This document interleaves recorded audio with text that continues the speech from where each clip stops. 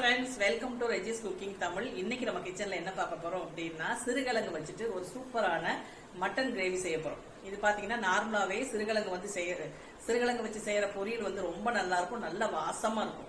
இது வந்து மட்டன் கூட சேர்த்து செய்யறதுனால இன்னும் கொஞ்சம் டேஸ்டா இருக்கும். இது வந்து பாத்தீங்கன்னா நமக்கு ஜனவரி மாசத்துல இருந்து நமக்கு இந்த பொங்கலை ஒட்டி நமக்கு கிடைக்க ஆரம்பிக்கும். இப்ப மார்ச் மாசம் வரைக்கும் கூட நிறைய கிடைச்சிட்டு இருக்குது. அதனால இதை வாங்கி நீங்க செஞ்சு பாருங்க. இந்த மாதிரி மட்டன் போட்டு ரொம்ப ரொம்ப சூப்பரா இருக்கும். அதோட வாசமும் அதோட டேஸ்டும் வந்து நார்மலா செஞ்சாவே நல்லா இருக்கும். இது மட்டன் கூட சேரும்போது இன்னுமே நல்ல வாசமா இருக்கும். வாங்க எப்படி செய்யறதுன்னு வீடியோக்குள்ள போய் பார்க்கலாம். இந்த கிழங்கு பாத்தீங்கன்னா நமக்கு எப்பவுமே எப்ப வரும்னா ஜனவரி மாசம் வரும். பொங்கலை ஒட்டி வந்து இந்த கிழங்கு நமக்கு நிறைய கிடைக்கும். நல்ல வாசமா இருக்கும், ஒரு வித்தியாசமான வாசமாக இருக்கும். நமக்கு உருளைக்கிழங்குலாம் வந்து நமக்கு வாசம் இருக்காது. இந்த கிழங்கு நல்ல மணமாக இருக்கும், சாப்பிட்றதுக்கு ரொம்ப டேஸ்ட்டாக இருக்கும். இந்த மாதிரி சீவிக்கலாம், இல்லைன்னா ஒரு பைப்பில் போட்டு நம்ம தட்டினோம் அப்படின்னா எல்லாம் கலண்டு வரும். இந்த மாதிரி பாருங்கள், தோலை சீவும் போதே பயங்கர வாசம். இந்த மாதிரி தோலை சீவிட்டு பொடி பொடியாக கட் பண்ணி எடுத்துகிட்டு வந்துடுறேன். இப்போ பாருங்கள், நான் வந்து ஒரு வடைச்சட்டி வச்சுருக்கேன். அதில் கொஞ்சமாக எண்ணெய் ஊற்றிக்கலாம். இங்கே பார்த்தீங்கன்னா ஏற்கனவே நான் வந்து மட்டனை வேக வச்சு எடுத்து வச்சுருக்கேன். இது ஒரு 100 கிராம் அளவு இருக்கும் மட்டன், அவ்வளோதான். இதில் வந்து வெறும் உப்பு மஞ்சத்தூள் போட்டு வேக வச்சு எடுத்து வச்சுருக்கேன். அதில் கொஞ்சம் தண்ணி இருக்குது. இந்த தண்ணியில் தான் நம்ம வந்து கிழங்கை வேக வைக்க போகிறோம். இப்போ பார்த்தீங்கன்னா கிழங்கை பொடி பொடியாக கட் பண்ணி இந்த அளவுக்கு கட் பண்ணி எடுத்து வச்சுருக்கிறேன். தண்ணியில் போட்டு எடுத்து வச்சுருக்கிறேன். மண் இருக்கும், அதனால் நல்லா 2-3 வாட்டி நல்லா கழுவிக்கலாம். இப்போ எண்ணெய் காஞ்சிருச்சு. இதில் வந்து பெரிய வெங்காயம் வந்து ஒரே ஒரு பெரிய வெங்காயம் சேர்க்குறேன், கொஞ்சம் கருவேப்பிலையும் சேர்க்குறேன்.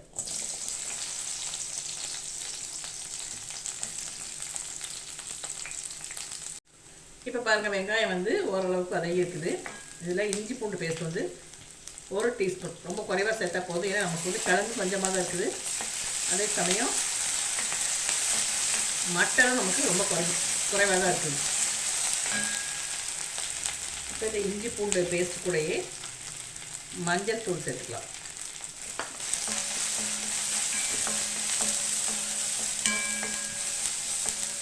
அடுத்தது பார்த்தீங்கன்னா ஒரே ஒரு தக்காளி கட் பண்ணி வச்சுருக்கேன், அதையும் சேர்த்துக்கிறேன்.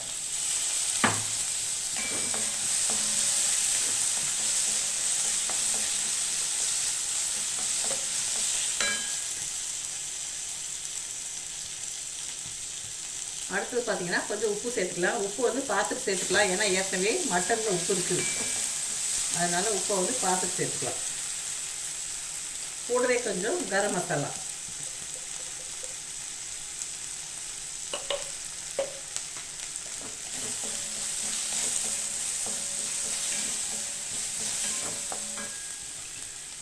இப்போ எல்லாம் வதங்கிடுச்சு. இதில் நம்ம கட் பண்ணி வச்சுருக்கிற கிழங்கு சேர்த்துக்கலாம்.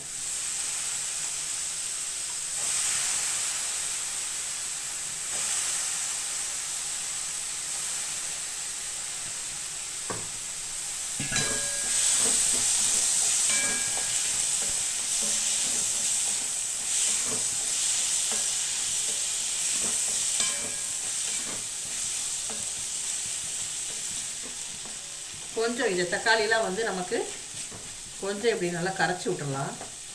அடுத்து நம்ம என்ன சேர்க்க போகிறோம் அப்படின்னா, குழம்பு மிளகாத்தூள் கொஞ்சம், இல்லைன்னா தனி மல்லித்தூள் மிளகாத்தூள் சேர்த்துக்கலாம். நான் வந்து குழம்பு மிளகாத்தூள் வந்து ஒரே ஒரு டீஸ்பூன் மட்டும் நான் சேர்த்துக்கிறேன்.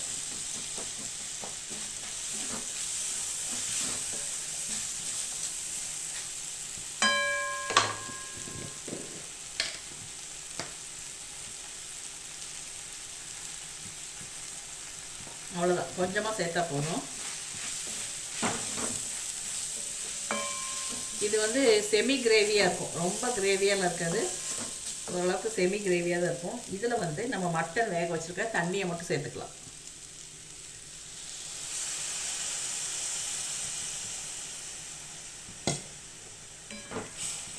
அவ்வளோதான், மூடி போட்டு கிழங்கு வேகிற வரைக்கும் அப்படியே விட்டுடலாம்.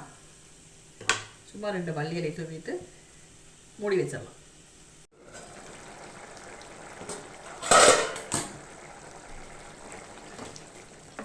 பாருங்கள், நமக்கு வந்துட்டு கிழங்கு வந்து நல்லா வெந்துருச்சு. நான் மட்டன் தண்ணி ஊற்றுனேன் பாருங்கள், அதுக்கப்புறம் கொஞ்சம் தண்ணி பத்தாத மாதிரி இருந்துச்சு. அதனால் நான் கொஞ்சம் பச்சை தண்ணி ஊற்றிக்கிட்டேன். அப்போ தான் நமக்கு வந்துட்டு இந்த கிழங்கு வந்து நசுக்குனா நமக்கு வந்து அமுகணும். அந்த அளவுக்கு வந்து கிழங்கு வெந்துருச்சு. இப்போ இந்த கிரேவி கொஞ்சம் இருக்கும்போதே நம்ம மட்டனை இது கூட போடணும். அப்போ தான் நமக்கு வந்து இந்த மட்டன் பீஸ்குள்ளேயும் அந்த வாசம் இறங்கும். காரம் பத்தலைன்னா கூட இன்னும் கொஞ்சம் காரம் சேர்த்துக்கலாம். நமக்கு வந்து காரம் போதும். அதனால நான் வந்து குழம்பு மிளகாத்தூளையும் நிறுத்திக்கிட்டேன். கொஞ்சமாக மிளகுத்தூள் வேணால் கூட சேர்த்துக்கலாம். இப்போ திரும்பவும் இதை மூடி வச்சு கேஸை சிம்மில் வச்சுட்டு ஒரு 5 நிமிஷம் அப்படியே நம்ம வேக விடலாம்.